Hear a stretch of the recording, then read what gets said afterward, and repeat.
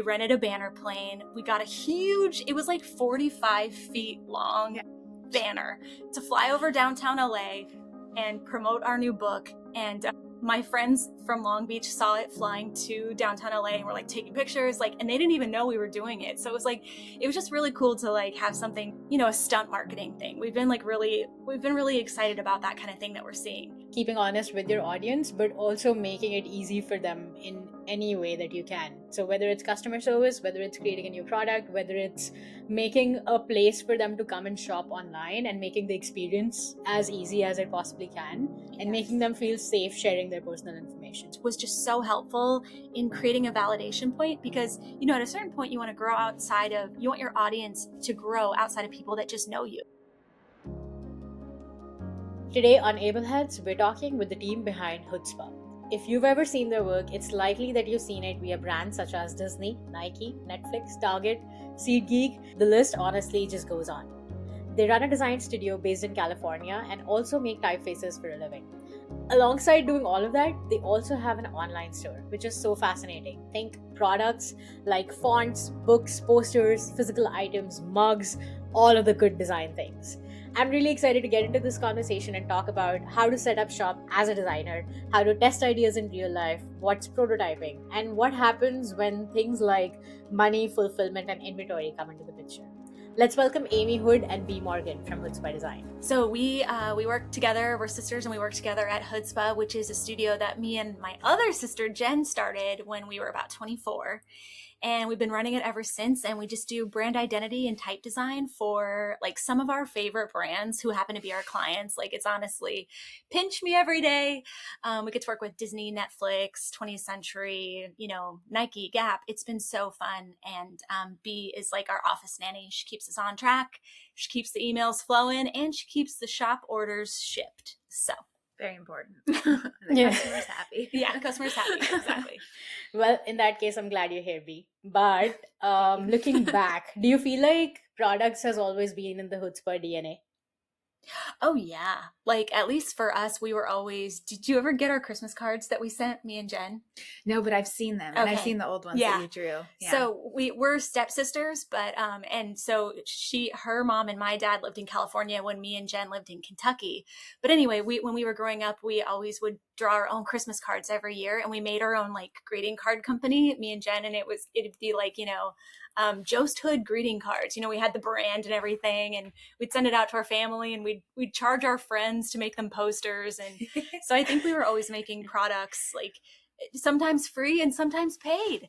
And I don't know what it is about like someone who's an artist, like you just want to get your work out there, and rarely do people want to sell it. I think that's usually the awkward part. But for some reason, me and Jen were like always trying to sell our crap. Yeah. From the start. Yeah, we were always trying to sell something to friends at school. So yeah, we were the weird kids selling stuff out of the trunk of their car. But it was less weird than that. But yeah, it's always been kind of in the DNA, because I think, as artists, we just like to make things and give things to our friends.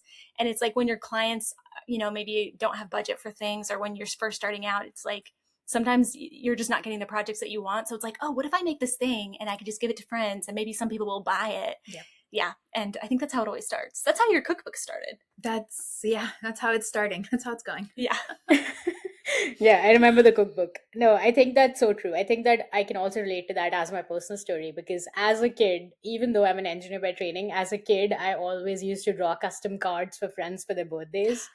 Yes, and that would be so cool, because I would attempt like calligraphy and stuff. I was terrible at it. I've been thinking about starting a shop, and I think I've always been curious about how does one even do that, because I think this is one of the questions that all of the designers struggle with, because the market feels saturated. Everyone's doing the same thing.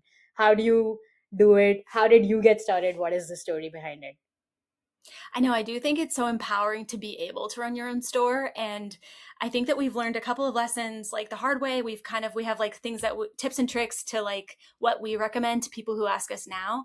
But I think it is really empowering for artists to be able to sell their own things, like have some sort of a side hustle that gives you confidence because you're making something for you that you enjoy, that it doesn't depend on a client's feedback. And I feel like that's so important to getting your confidence as a creative and finding your voice. So, in our course with its like associated community, people are always talking about like, oh, I'm doing this side hustle, or I'm trying to think about like a product I could sell. And so we have a lot of these conversations like every day with friends. And I just think that it's like, just start with the lowest stakes you can and just kind of see what your audience wants. So that's usually what we always tell our friends is like, first of all, what is your audience always asking you for? Like, what are they telling you that they enjoy? Like, do you get the most feedback on, lettering posts, or is it the most feedback on like illustration? Like really trying to like start thinking about like what you're getting good traction on. And then I always like to think of like, how do you find your product in terms of like, blending your art with either it being helpful, like educational, or just weird, like kooky, off the wall. No one needs this, but that's why people want it. It's because it's just weird. Yeah, totally. So like if I was to think about our products in those two categories, like our best-selling product hands down to this day is our book, Freelance and Business and Stuff. Plug right here. But we didn't think anybody would want that kind of a product from us because we weren't really doing educational content at that time. But people were interested in how two young people that were only 24 started a studio and got their dream clients and kind of went about it a different way than kind of like you, Annika. You were an engineer by trade. Well, we didn't go to school for design either. So I think it was like a lot of people were like, well, how do they do it? Because if they can do it, I can definitely do it. Because, and I think when we released that product, that would have been like interesting and helpful, right? So that's like the two categories. But then we also have this product that went off recently that's like a little type ruler, but it's only 2 inches big and it's a keychain. It's so nonsensical. Like the full type roller is usually like, you have the big plastic ones that are like 18 inches, or you have like the 10-inch one that we sell. But like to have a 2-inch type ruler that is a keychain feels so nonsensical, but people went nuts for it. Mm-hmm.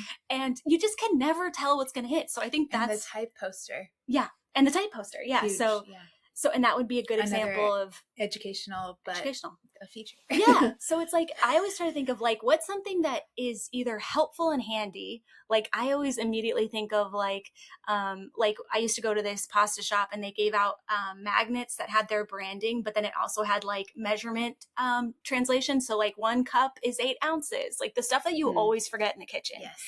Like that's helpful and branded. So it's like, I'm always trying to think of like, what's something helpful that you could give to your peers, like as your audience, or your customer base as your audience. And then maybe start thinking of product ideas from there. Because that's like the easiest thing to do. That's like the practical thing is like, it's at least justifiable. It's at least easy for you to sell because you're not embarrassed about marketing nonsense. And you know what I mean? Because it's like, once you make it, you have to sell it. So, so I think that's the easiest thing. And then the nonsensical ones are just like, sometimes something's so cute, you just can't say no. Yeah. Like the Taco Truck sticker. Yeah. So, and it's like, we all have that thing that we bought that we didn't need. Like we were just watching Queer Eye last night, and it's the episode where the woman has the Grinch waffle maker that she can't get rid of. And Jeremiah was like, when is the last time you made a waffle with this They Grinch made one waffle maker? She's like, once, but I love it. But it's like, people will impulse buy the most insane thing. So it's like, then you have to think about what's the most insane thing I could make that's actually nonsensical. And then it's like, maybe you try that. But I like to think about that first, as far as just like thinking about what your products could be. I think that's like a fun exercise.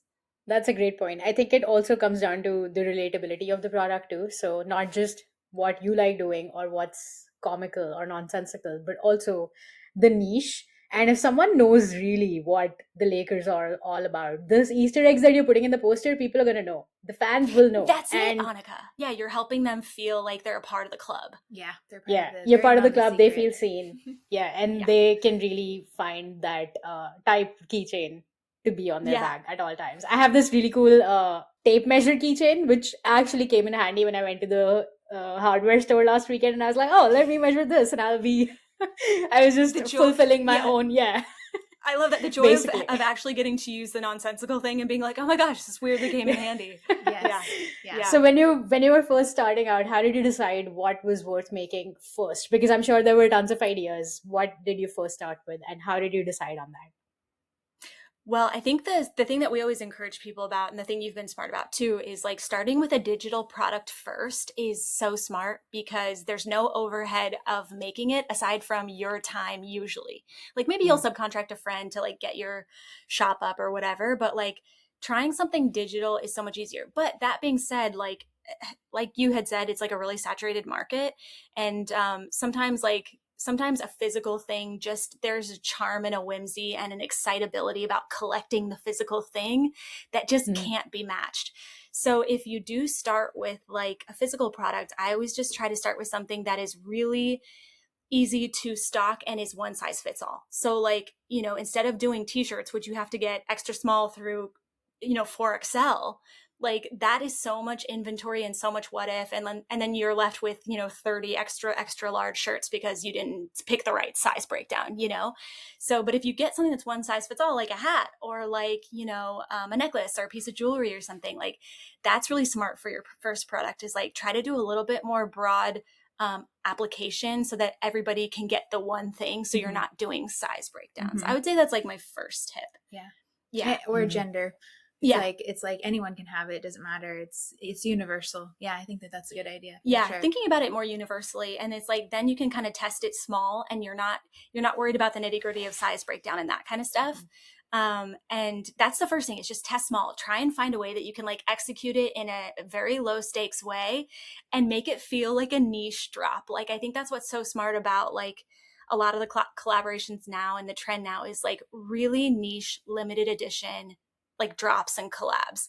And it's like, instead of like thinking about like, oh, I'm so small time and like this is just a really short run, think about, this is the most limited edition product I'll ever make, and this is my first ever product, and one day they're going to sell this for 100-time markup on eBay. That's what I always think. Yeah, this is going to be limited edition, collector's edition soon. The oldest marketing trick in the book. I think I kind of felt that with your second book release at Max last year as well. It totally felt like something from an episode of Better Call Saul. And it felt like something that Saul Goodman would do. Like, hey, let me hire someone to put a banner up on here when there's 10,000 people attending a conference and just like looking at my book. And that felt pretty cool. Annika, that is such a great reference, because Saul, he's so relatable from Better Call Saul. That is so relatable, just because like he has the best intentions, but it just like everything is just like so chaotic and like kind of like, I don't know, his approach is just so but I love that. That's so funny. Yeah, we were like, what's a fun like in-person way to promote? And I think everyone's like, we're all so tired of scrolling and being online, and everyone longs for like in-person. And so I think recently we've really been trying to think of like, how can we get back to in real life in ways that still connects with our audience who we don't know in real life? It's like, we're not best friends with our whole audience. It's not like we can do one-on-one meetups with every single person, but it's like, how do we connect with like our community in these easy ways, but that feel like, like you're, I don't know, if you're in, if you know, if you were there, and kind of encourage like really getting out and like being in your community. So that Adobe Max thing felt cool. We rented a banner plane. We got a huge, it was like 45 feet long banner to fly over downtown LA and promote our new book. And my friends from Long Beach saw it flying to downtown LA and were like taking pictures, like, and they didn't even know we were doing it. So it was just really cool to like have something so like old school advertising, like really kind of like a a stunt marketing thing. We've been really excited about that kind of thing that we're seeing. And it was before the Marty Supreme blimp, wasn't it, Bea? We beat, yes. I think they saw our banner. They definitely did. I think that's one of the things that also evolves with having an online store, and even just an online presence and being in a design studio for over 15 years, I think, is that the marketing and the brand kind of evolves with that. So how would you say that your relationship to your brand has changed as the shop has grown and the online store has grown? It definitely has, because like before, we just thought we were a studio and that's it. Like we didn't really think we had any products in us that were like mass appeal. Like we loved making things and we were always doing limited edition little prints and stuff. But as far as like products being a good seller, I think every creative tries to make prints and nobody buys them and gets really discouraged, So it's like, I think we all have that experience of like, gosh, what do people want from me? And like, I just spent all my money on prints that no one's going to buy. And so when we released the book and it did really well, I think we had a really renewed sense of like we can make things for ourselves and it can really resonate and actually be a huge income driver for us. Like we don't have to just solely rely on clients to create projects for us. Like we can create our own projects, and like there's actually a desire, and there's a like that can be really lucrative. So I think it's like obviously going into it, not expecting it to be a huge success is always better, because then if it is, it's icing on the cake. Mm-hmm. And so like starting small on the side is always smart. But then once you kind of prove the concept, it's like, oh shoot, this is like, people want this from us. We finally found our niche for like the type of products that are resonating after failure of like all these other prints that nobody cared about, you know? But yeah, so our shop has definitely evolved. Like now we really lean into the educational side of things, the products, the community, and that kind of thing.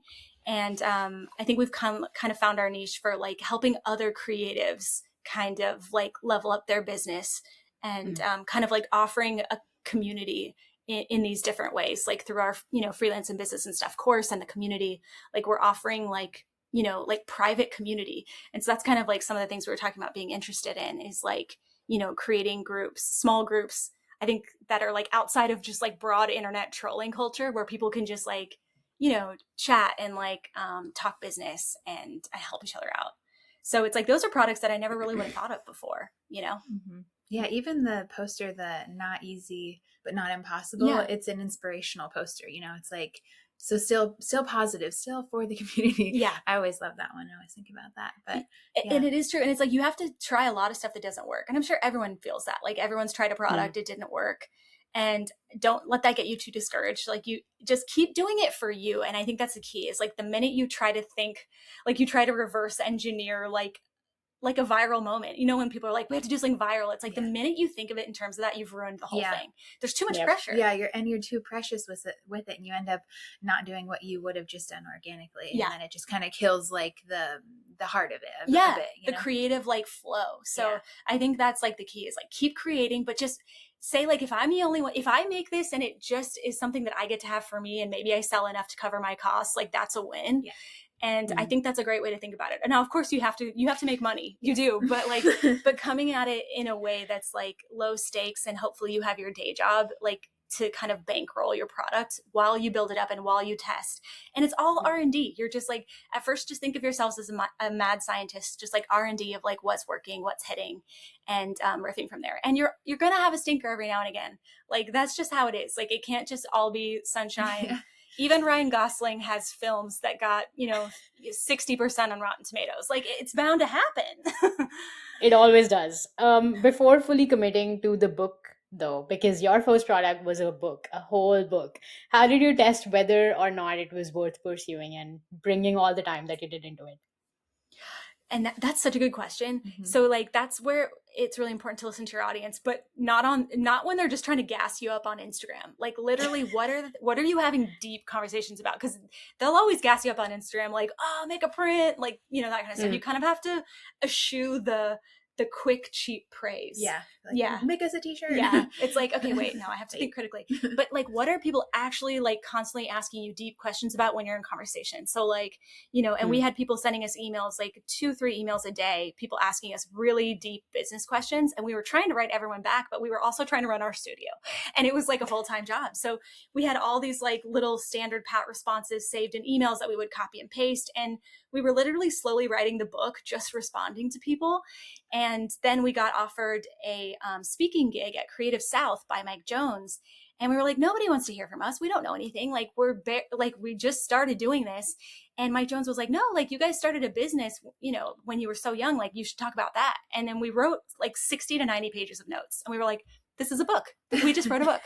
And so I think sometimes, you really listen to your community, not just like your fans, but like your friends. What do they keep asking you about? What do they think you're good at? And maybe it's worth asking your friends, like, what do you think would be an interesting product for me? Or like, what do you see me as an expert in? Mm-hmm. Yeah. If they're always coming to you for the same advice, and you obviously know a lot about that thing, and then you can share that with other people. Yeah. That's interesting. That is interesting. I think this always opens up a conversation, even though I think there's like a personality exercise to do with friends as well. What are the 3 things that you think about me when you look at me? And you can do that and translate that in business as well. So what are the 3 things or 3 key factors of business that you think that I can give you advice on? And if that's something that you can do, then why not? Go ahead. I know that you mentioned... Exercise. I'm like, we should try that. and even just like me and Jen were talking recently, we were like, we need to plan our next 5 years for Hoodzpah, or like we need to see like how we just keep thinking about how marketing has changed, and we're just wanting to make sure that we're like positioning ourselves every year for what we want for the next coming years. And we were like, we should ask like our 3 friends that we know will give us an honest opinion. Like they won't just like, tell us what we want to hear, and say like, what does the studio come off as to you? And then we can actually know like, how are we portraying ourselves? Because you have rose colored glasses, or you actually think less of yourself. Right. Yeah. Like, it's good to get an outside perspective, and then you can build on what you want to change that view to be. Totally. Which is interesting. Yeah, absolutely. Yeah. It's also a good measure to see, for me personally, and having this conversation with someone on the podcast earlier. Kirk Wallace is an illustrator, and he's also an engineer turned a creative. And he works a lot. He recently worked for a poster series for Celtics. And we were talking about how brands that work with you is reflective of your brand values. And if you're getting to work with brands that you actually want or aspire to work with, and they're hiring you, then that means your brand is actually conveying what you want it to. So I think that's also a good measure of even translating that into an online store. I also really respect like my friends at Tavern Agency. They just started their agency, but they've been working in this space for years and they have so much experience. But when they launched their agency, which was supposed to focus on restaurant and alcoholic beverage type branding, like they were very niche, they created their own wine for the branding agency, and it was the most beautifully executed wine, and they went into their own pockets to make this product to prove like we can do what we say we can do outside of just like the work they had done at other agencies, because they were starting this new agency, they had this new name, and it got press all over. So I think it's also like a really good exercise to, like you just said, Annika, like who do I want to work with? Who are my dream clients? What are some projects I can give to myself to prove that I can execute on a project like this, so that could, roll down the line into client work, Yeah. I know you mentioned a little bit about doing limited quantities and drop shipments. Have you ever personally tested that to gauge interest with your audience? Oh yeah, we've done limited edition projects a lot. Yeah. A lot of posters too are limited, at least runs, even, totally. And then you reorder if they're popular. That's what I always do. I always try to order the smallest amount. I am very pessimistic about anybody's interest in anything that we're working on. So I'm always like, no one's going to want this. I'm like, 20. What is the minimum we can buy? And how many do we have to do to break even? Like, I'm just very practical. But so we always do limited run. And it's like, then that first run just becomes super limited edition, and you have to sell it too. You have to really make it feel special, and like, special care cards. And we were actually just talking about how we really want to get back into prioritizing that, like the experience of unboxing. And like, I just got a poster from my friend who was in our book. He did a chapter illustration. His name is Cesar Canesco.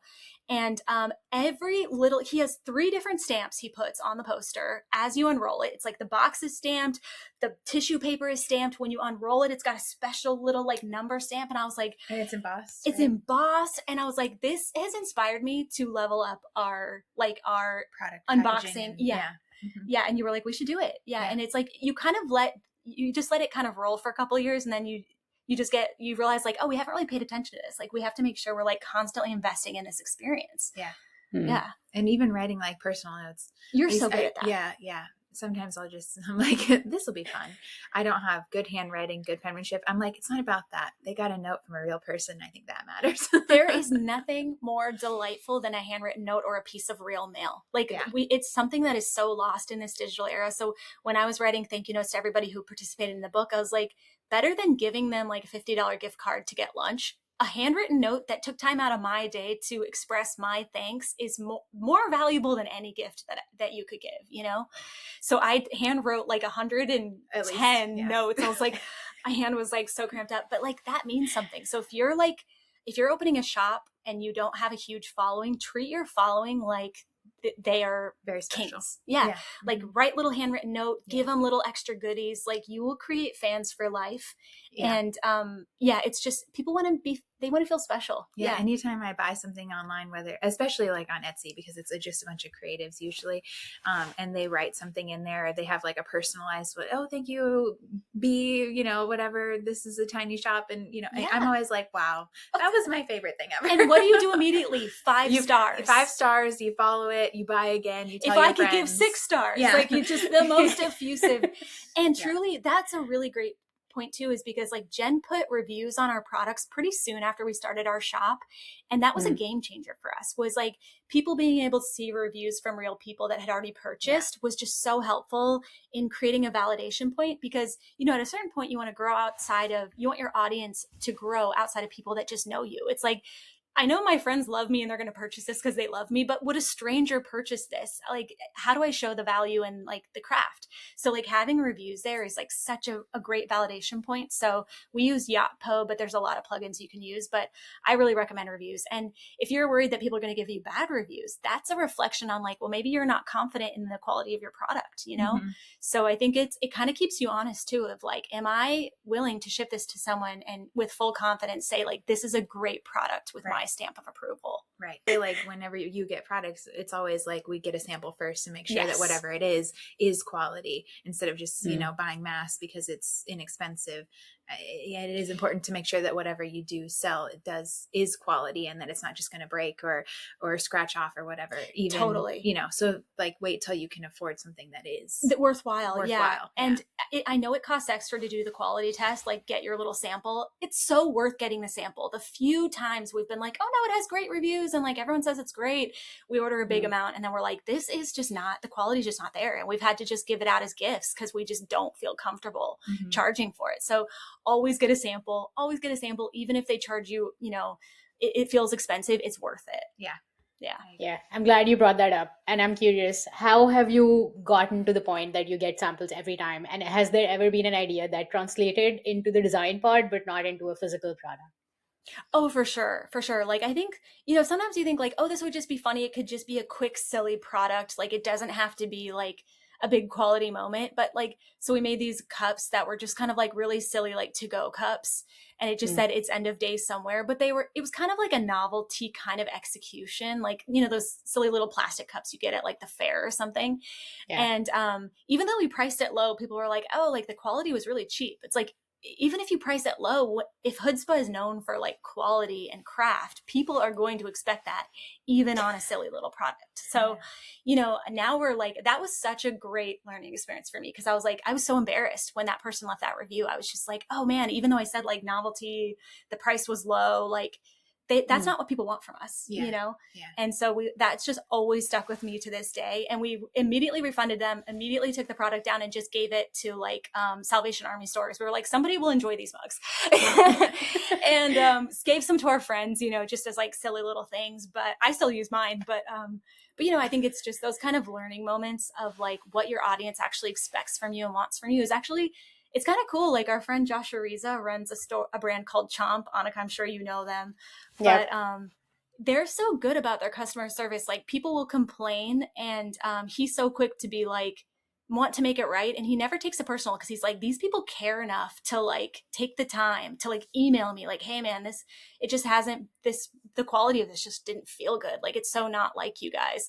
And he was like, hey man, thanks so much for like, they're just so good about like, bad feedback is like an opportunity for us to just make a better product. And that's kind of how we think about it too. That makes sense, because I mean, you're selling to the people, so you have to also respect them, and then you can just grow and do better next time. But I think that feedback is good, because then you don't know, and like there could just be a bunch of people who are like, oh, I don't want to say anything, but I'm just not going to shop there again. And then it's like, that's not so good. If someone took the time, like that's R&D, that's like the best thing you could ask for. And it just shows how much people are invested and feel a part of your brand. Like, like you were saying earlier, is like people want to feel like they're a part of the club. And so if people take the time to let you know, like that is invaluable. Those people will go to bat for you. And like me and Bea joke all the time, but like running customer support for a shop, like you just have to always be okay with being wrong, because it's like, if the customer took the time to reach out and say something wasn't right, just make it right. Like all you have to do is send them a replacement. You don't have to argue with them. Literally just make it right. And they just want you to just kind of like do the right thing. It's like most of the time people are very forgiving. Like, maybe there's a scratch on the mug or the print's off or something. It's like, it's worth it to us to send out a new one and then a couple of little goodies just to make sure that people feel good. And I think that changing a like a negative experience into a positive experience also is a big thing for that customer as well. And then they're also more likely to come back and tell someone like, they may have not had an upfront good experience, but if you're able to turn that around, I think that you also get lasting clients that way. 100%. So. Yeah. I think you hit the nail on the head. Is that what the saying is? Yes. There it is. I think that's so true, because anytime that I've had experiences with bigger companies and they've said no to returning the products, or on the other hand, on the other spectrum, being so okay with returning it and then give me my credit back, I think that's what you remember 10 years down the line, and word of mouth also spreads your product and online store more. And I'm curious to know, how has your experience been with word of mouth or your marketing strategies, and how have they evolved over time? Oh man, they've been everything for us. We have always kind of, and probably to our detriment, like we have always kind of gone the route of like organic growth versus like paid growth. And we did start to do ads like maybe like 5 or 6 years in for some of our products. Some of the ads, like ads for services, have never worked for us. So like ads to get branding work just was not worth it, didn't make sense. Ads for the book and some of our products worked really well for a while, and then kind of fell off when some of the privacy stuff changed, which was good. But yeah, so I think it's just, we've always kind of gone the route of like just slowly growing your shop with like true believers, because what I never want is someone to come to our site who has no idea who we are. There's no validation points. There's no connection. Maybe they're just like tertiarily interested in brand or design, because I know our products just won't be hit for them like they do for like the audience that knows us and kind of is invested in what we're building here. So it's like, I'm not one for like, we need mass appeal. Like, I'm like, if we can slow grow and just keep getting like new word of mouth followers that like are invested in what we're doing, like that's always going to be better. Like that's always going to be, what I'm aiming for. And of course it is good still to do marketing and target people that are like your customer base, because then, you can create new fans. And as long as the interest is like similar, like that's still good, but I mean, the slow grow at first is so worthwhile. Yeah, because then people appreciate you. They have your best interests at heart, you have theirs, and there's an alliance there that's like important, as opposed to just like, oh yeah, whatever, in and out, big mass, whatever. I don't know, there's more of an appreciation for the company and the people, and you want to support. And I think that that's really what helps everyone grow, is the support of the community. So if you have that established already, because they really care, then.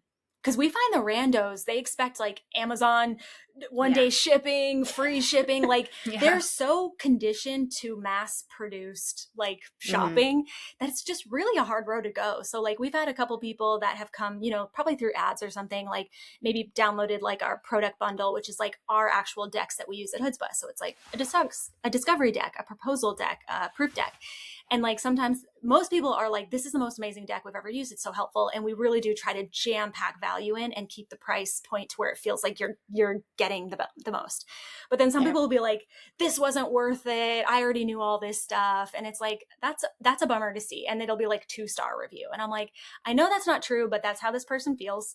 And we'll usually just write a review that says like, hey, we're so sorry you feel that way. If you don't think this product was for you, then we'll give you a full refund. And make that public comment. Let people know that we fully stand behind what we're doing. But if you don't like it and it wasn't for you, like we want to give you a refund. And then hopefully they decide to change their review, or at least people know that like, we're not afraid of that kind of feedback, and we believe in our products and that sort of thing. I think it's really important to respond when someone gives you a bad review or bad public feedback.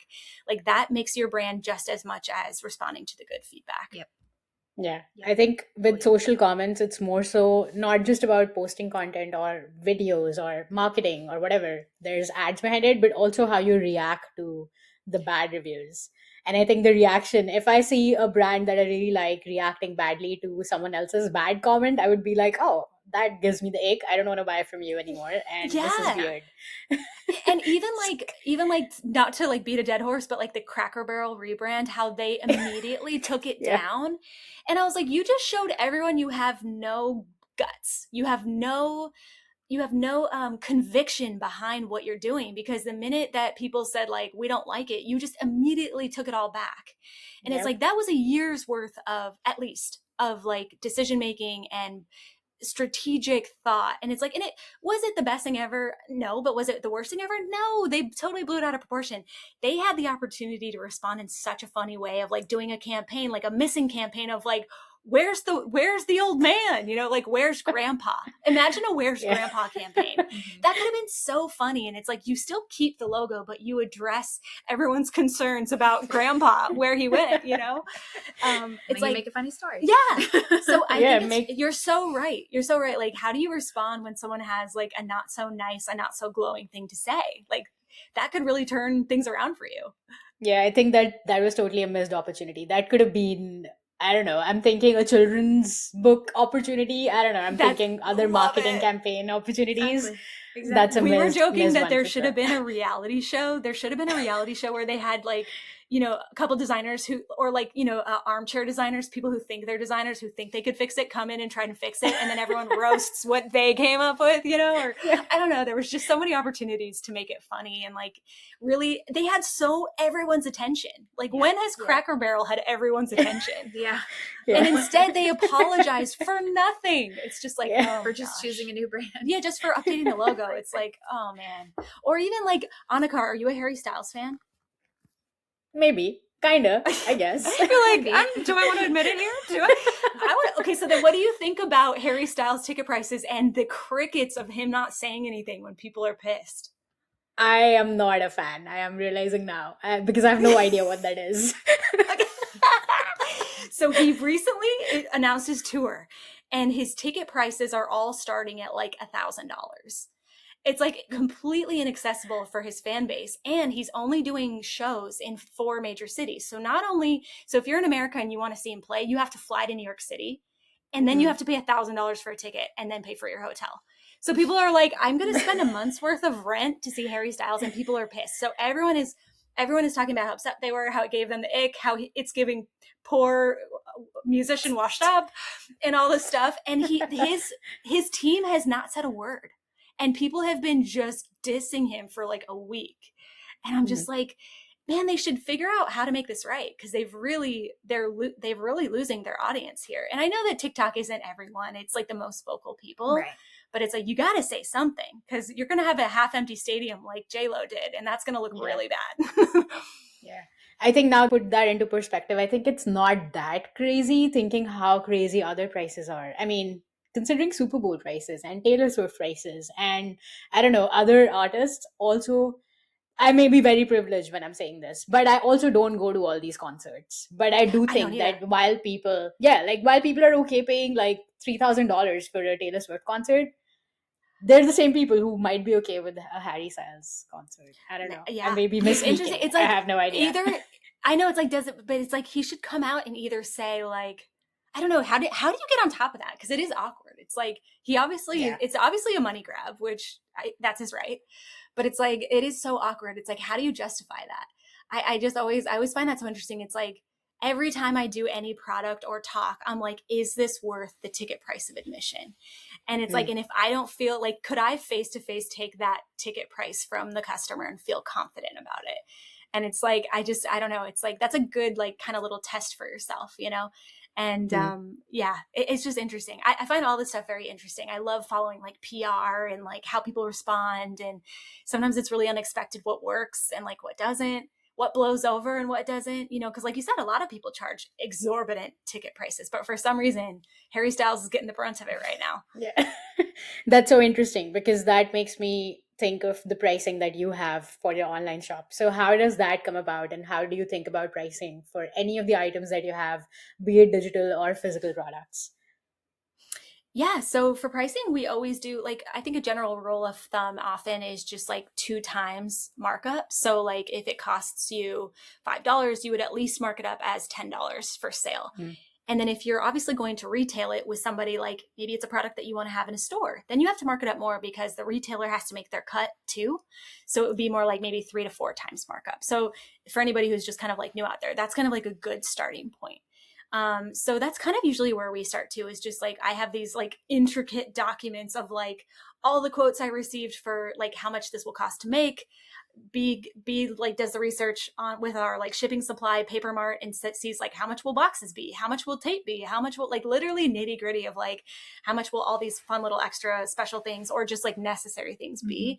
And then we kind of break that all down into like, okay, and we're ordering like 150, and now how much is our like cost like to start. And then we kind of mark it up from there. And to me, I always like to think of us as like, we're not premium, I don't think. Like we try to make premium products, but I want us to feel more like accessible premium. Like I always like to think of In-N-Out. Like it's really high quality ingredients. You know, it's better than McDonald's as far as like the freshness and the quality, but it's still a totally reasonable price. But for some reason it feels more elevated than McDonald's. And I don't know why. 100%. It's the prep. Because it's the prep.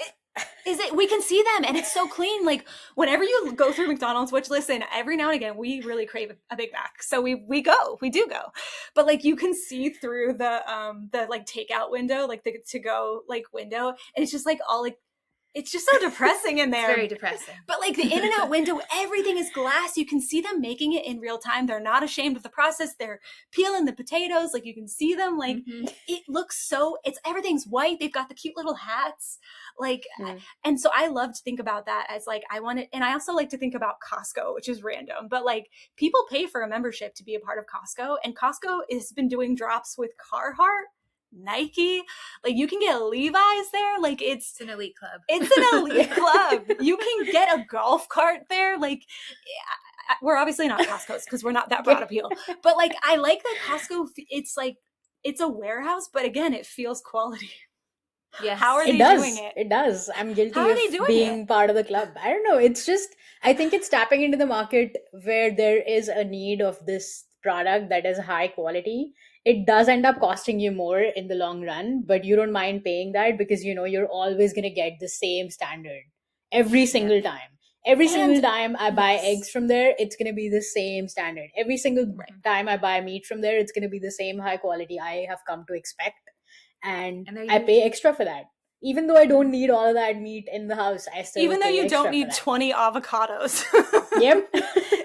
But you know you can always get 20 avocados. Yeah, but you know you'll figure it out. You'll figure it out because I know I had a Costco membership because our brother Mike worked at Costco. He was the greeter, which is like the most amazing position that you could have. Great pay, great job, and so we had a Costco membership, and I would go and just get a huge bag of bagels, a huge bag of onions, and a huge bag of avocados, and that was like my lunch and dinner for 2 weeks, like when I was in my 20s.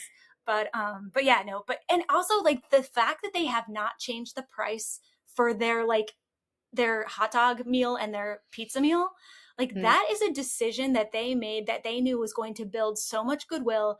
And it's like the membership I'm sure has gone up, and it's like, you know, obviously like somebody could have said, well, why don't we keep the membership the same if we're going to keep something the same? Because like, who cares about the hot dogs? No, the hot dogs was genius to make your stand there because it's like the extra thing that makes the trip delightful. And I don't know, there's just something so genius about the 150 hot dog drink combo. If you don't know, if you're not from, you know, a state that has Costco, please look it up because there's something so special about them, like keeping that thing alive. Yeah. And I always love that as just like, I just love how they approach everything, having the greeter, like it's just so customer first. And yet it's like very accessible and it doesn't feel too hoity-toity. There's just like, so yeah, I want us to be like Costco. So when I price, I think, how do we give quality and how do we make people feel like I got so much for this price? Yeah. I think that also kind of translates to what we were talking about earlier, where this is niche and this is something that is so unique that I wouldn't see it otherwise. And it's the novelty aspect of it too. Like I want to have this type ruler, which is like 2 inches long. It's the keychain and I want it because I want it and no one else has it. And it also starts a conversation. So I'm at a creative conference 2 months later and someone's going to ask me where I got this keychain from if they don't know. And I think that also adds to the uniqueness of the product. So I'm curious, we're talking all front end things. per se. What about the non-glamorous things? How do you start the shop? What is something that you underestimated at first when you were starting an online store? The most stressful thing is people's privacy. Like I'm just like, we really try to keep an eye on, like, our site safety. And so it's like using someone that's trusted, like Shopify, WooCommerce, like using trusted platforms that will help you with like data safety. That is my most stressful thing, is like I want to make sure shoppers feel comfortable like shopping with us. And it's just, I don't know, you just hear about data breaches, you hear about all these things. And so that's something that we're constantly like just trying to stay on top of, is just like the site health is good and all the plugins and the apps are working well, and that sort of thing. So that's the thing that we couldn't have anticipated. That is just like, the more your site grows, the more that like you have to up your protection of like, cybersecurity. And like there's all these things that you can buy to help you like ward off cyber attackers. But it's kind of a random thing to say, but like you have to be so careful. Like these are people entrusting you with their data. So like that's like my number one thing that like makes me lose sleep at night. And then, yeah, just aside from that, just like issues with like, like with our book or with certain products where like we'll pre-sale something and like we have all these pre-orders, and then like we get the test print and it's like not quite right. That takes longer and then everything's delayed. I always feel bad when we have to delay delivery, but the best thing you can do is like, things are going to happen. Things are going to come up. The supply chain is going to break. Remember COVID, the supply chain broke. Like things are going to happen, and just know that going in, and don't freak out when it happens, because it will. And just know that if you are upfront and honest and communicative with your audience, they will generally be so chill. So I can tell you how many emails we've had to email that's like, so sorry, like this was supposed to ship this week, but like the product just wasn't right and we needed to fix the paper or the gloss coat or whatever it is, because we want to make sure that the product is good for you. And if you just let them know like, hey, this is so that you get a good product at the end of the day, and here's the updated shipping date, people are usually so chill. And we always put in that caveat, if we messed up, we always try to give something. So it's like, if you want a refund instead, like we'll refund you. And here's also like a coupon for 30% off of like fonts or something. You know what I mean? Like just really trying to make sure people know, like, just be communicative. I think people are usually pretty like forgiving. Yeah, people are. They just want to be talked to. They just want to feel like you care about them, and that you're not just taking from them, and that you care. They want to be heard. They want to be heard and appreciated and taken care of. And that's it's the opposite of shut up and take my money.com, which used to be a thing. I'm aging myself, but that used to be a thing. I don't know what's going on in it anymore, but yeah. Somebody has to, that's another update you have to do in the show notes for sure. I may or may not, depending on what is on there now. But you can Google if you're curious. So how does shipping and all of that coming into the picture? How do you think about shipping only for US or outside of US? How does that work? And how did you come to the decision of only doing it in the US right now? That's been the bane of our existence. Bea, do you want to talk to shipping for a bit? I shall. So, ever since like there's all of these, there's harmonization codes, there's tariffs, there's all kinds of things. It just, for international shipping, we used to do it, but then it came to the point where in order to ship it, it was sometimes double the amount of the product. And it's like, for one, no one's going to pay that. Who wants to pay that? And for two, trying to figure out the harmonization codes to different places is so specific. Like if you're shipping a hat, was it made with this type of material? Was it stitched with this many panels? Right. Was it handmade by someone in this and I'm just like, I don't know. I don't even know what that means. Yeah, with the tariffs and with everything, it's been really crazy. It's very convoluted. And even for a while there, when we were shipping internationally, we couldn't even count on the fact that it would get to the end user. So not only are they paying the price of the product or more to ship it, sometimes then it gets lost in the mail, and then you have to reship it, and it takes up to a month to get to them. And they're not always clear if you're like sometimes you can pay up front for the customer, and it just sucks too, because sometimes they'll get it and then they'll also have to pay another fee on top of it, or we can pay it for them. They've just made it really difficult and complicated, and there's no way to fully track them. So like you're saying, if something gets lost, it's like it might show up, and sometimes things will show up 3 months later. but then wild. we've sent a replacement product and it just got so out of hand. It did so quickly. and we really did try to like people were so effusive of like, well, we don't care what it is, we'll pay if it's $40 to ship, we don't care. And we're thinking, okay, whatever. But it's like, then if it doesn't even get there, then it just becomes, you know, and it just became more customer service hassle than it was worth. And even when people are willing to pay it, we rarely do it.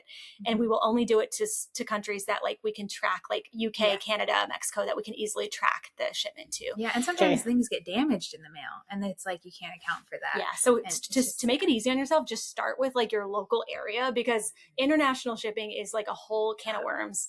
And so just focusing on your country or like your region is like such a great place to start. And then if you grow, then you can like maybe tap into a shipping partner that helps you like figure out all that stuff. Because if we ever did do international again, we would probably tap into a shipping partner. Or what we're trying to do for the book is we're now starting to send decks out to international wholesalers. So it's like we're reaching out now to stores that are international and saying, hey, what if you carry it and you can just ship to your region? And then we just ship to one person and we can forward all of our traffic to them. So they win, we win. And that's kind of how we're starting to think about it. So it's a lot of it's just problem solving. Yep. Yeah, that's pretty cool. I think I'm gonna get into those DMs for that Canadian mail. Yeah. Remind me not to use Canada Post though. So if you're in Canada, it's so bad. It's bad for everyone. It's bad for the workers. It's bad for the people. It's bad for the government. But there's no changing it. Yeah, it's terrible. Yeah. So I'm curious, how do you find the rhythm to making new products with the studio? With the full-time studio, making typefaces for a living, doing live streams and all of the other things, and also making products? And how often do you release new products?